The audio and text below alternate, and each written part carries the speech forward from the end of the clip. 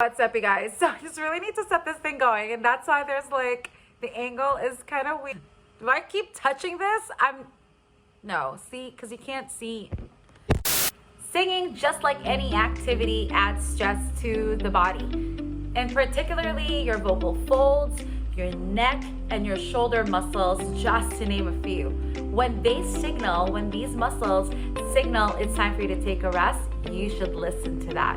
So here are my 5 tips on taking care of your voice.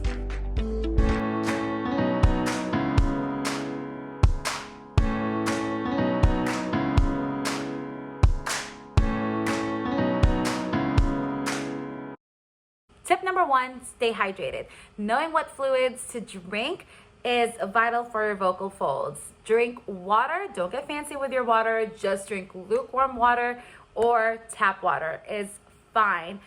Stay away from drinking caffeinated drinks such as coffee, green tea, oolong tea, black tea. Stay away from drinking those drinks as they will get your vocal folds to be really, really dry. So stay away from that. Tip number 2 is to mind your speech volume. So where you resonate is key to resting your voice when you talk. You don't want to completely turn down the volume into a whisper, as that aggravates the vocal folds. What you want to do is you want to try to speak from your passaggio, which is right around here. Okay, so they say, back when I was in school, they would say the healthiest speaking range would be to speak from here, because you're like literally right on like your passaggio, but who wants to hear that, right?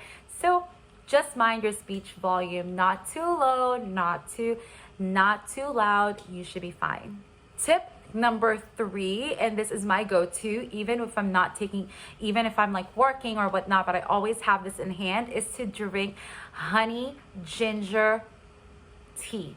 Honey ginger tea is so good for your voice, especially when you're drinking it hot. You're basically going to boil ginger and boil, not infuse, boil ginger. And then what you're gonna do is, after you boil it, you're gonna pour it into your mug, and then you're gonna add honey to it.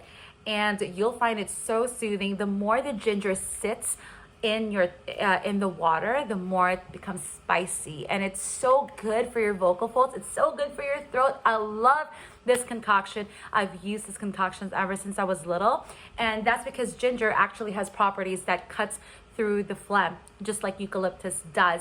And so it's really good for you to have to be drinking ginger on the normal, actually, when you're a singer. Tip number 4 is to keep humming all day.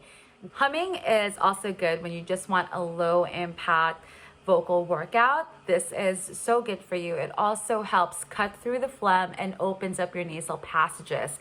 And so one way you can take care of your voice is to hum. Tip number 5, and this is the last tip and the most important tip, is to get more sleep. I can't stress this enough, but getting more sleep is so important for your voice. Sleeping decreases cortisol levels, which actually impairs the voice when you have high levels of stress. It can really kind of put a blockage in your throat. It can create more phlegm because it is stress.